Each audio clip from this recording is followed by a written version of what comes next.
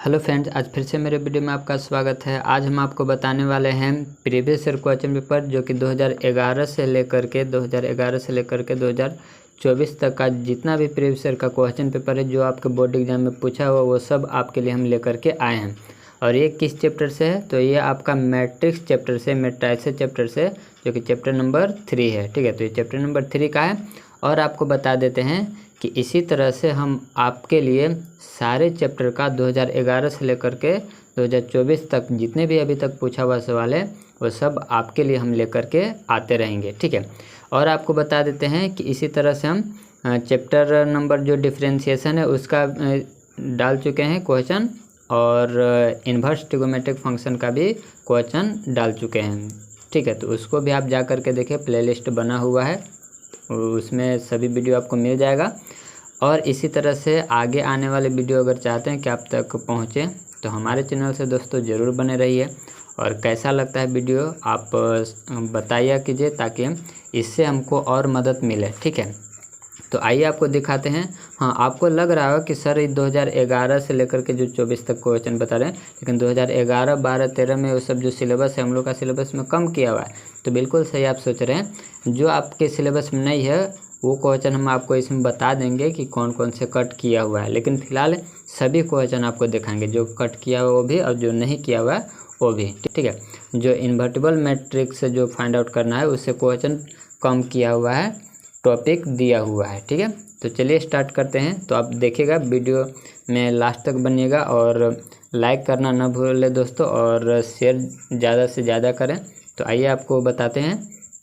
देखिए, तो ये जो क्वेश्चन है इसमें ये आपका एक्स और वाई का वैल्यू फाइंड आउट करना है, ये दिया हुआ है इतना। ठीक है, 2011 का ये सवाल है। ठीक है, 2011 में पूछा हुआ है।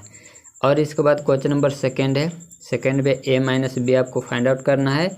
ए का वैल्यू दिया हुआ है और बी का भी वैल्यू दिया हुआ है। कब का है? 2011 का है। ठीक है, और अगर आपका कमेंट रहा कि इसका सोल्यूशन भी बताए तो सोल्यूशन भी इसका हम जरूर बताएंगे। क्लियर है? मेरा मकसद है अभी फ़िलहाल यहाँ पर सारे क्वेश्चन आप तक पहुँचाना।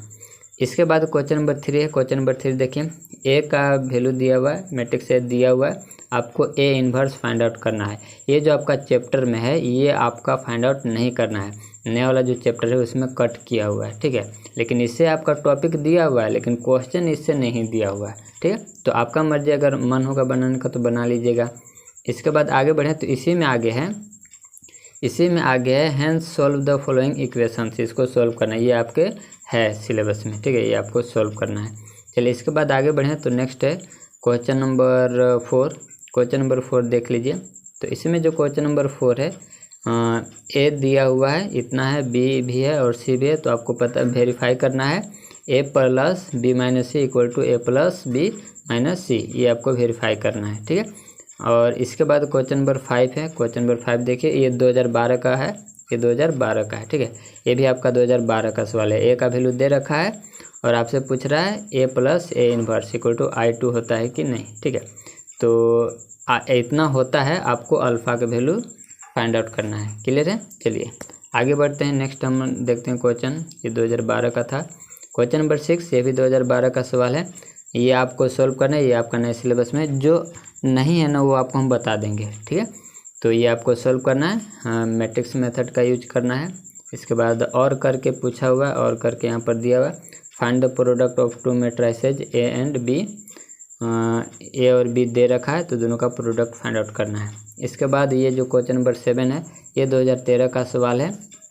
इसमें ए माइनस बी पूछ रहा है, ए माइनस बी क्या होगा।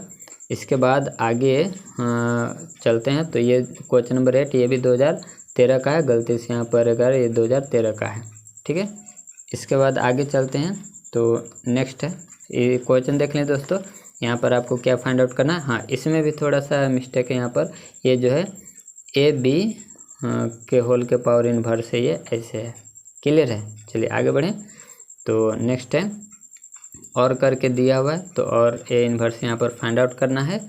ए इन्वर्स आपके सिलेबस में कट किया हुआ है, मतलब ए इन्वर्स आपसे क्वेश्चन नहीं पूछा जाएगा। ठीक है, बाकी ये पूछा जाएगा, ये जो आपसे दिया हुआ इक्वेशन इस तरह का सवाल आपसे पूछा जाएगा। चलिए इसके बाद क्वेश्चन नंबर 9 है। क्वेश्चन नंबर 9 ये आप 2014 का सवाल है, आया हुआ है। ठीक है, तो इसको आपको सॉल्व करना है, ए और बी का वैल्यू फाइंड आउट करना है। क्लियर है? चलिए इसके बाद आगे बढ़ें तो नेक्स्ट है क्वेश्चन नंबर 10। ये भी 2014 का सवाल है। तो इसमें देख लीजिए, यूज करना है रो ट्रांसफॉर्मेशन, ठीक है, एलिमेंट्री रो ट्रांसफॉर्मेशन का यूज करके फाइंड आउट करना है ए इनवर्स, ठीक है।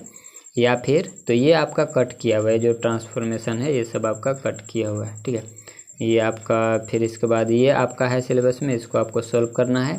तो इसी तरह का आपका सवाल एग्जाम में आएगा, क्लियर है। इसके बाद आगे बढ़ें तो नेक्स्ट है क्वेश्चन नंबर 11। क्वेश्चन नंबर 11 ये 2015 का सवाल है। इसमें ये आपको पता ही चल गया हो कि इसमें एक मैट्रिक्स कंस्ट्रक्ट करना है 2/3 का, ठीक है। चलिए इसके बाद आगे बढ़ें, 2/3 का 3x2 का, ठीक है, 3x2 लिखा हुआ। इसके बाद क्वेश्चन नंबर 12 है, ए का वैल्यू दे रखा है, तो आपको यहाँ पर क्या निकालना है, a² निकालना है, ठीक है, यानी कि a² इसमें फाइंड आउट करना है। चलिए इसके बाद आगे बढ़ें तो ये 2015 का सवाल है।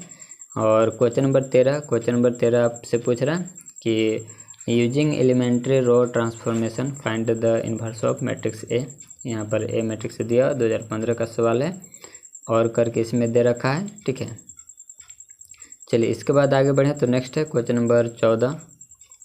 तो क्वेश्चन नंबर 14 इसमें है एक्स वाई और जेड का वैल्यू आपको फाइंड आउट करना है, जबकि ये दिया हुआ है, क्लियर। 2016 का ये सवाल है। इसके बाद क्वेश्चन नंबर ये 15 है, ये भी 2016 का सवाल है। इसमें ए बी फाइंड आउट करना है, ठीक है, ए बी फाइंड आउट करना है। चलिए इसके बाद आगे बढ़ें तो नेक्स्ट है 16 क्वेश्चन नंबर, ये भी 2016 का सवाल है। ए और बी का वैल्यू दिया हुआ है, सी का भी दिया हुआ है, तो इसमें इतना प्रूफ दैट करना है, ठीक है। कितना क्वेश्चन है, तो 6 क्वेश्चन है, ठीक है। चलिए इसके बाद आगे बढ़ें तो नेक्स्ट है क्वेश्चन नंबर 17। तो यहाँ पर भी आपको एक मैट्रिक्स कंस्ट्रक्ट करना है 2/2 का, ठीक है।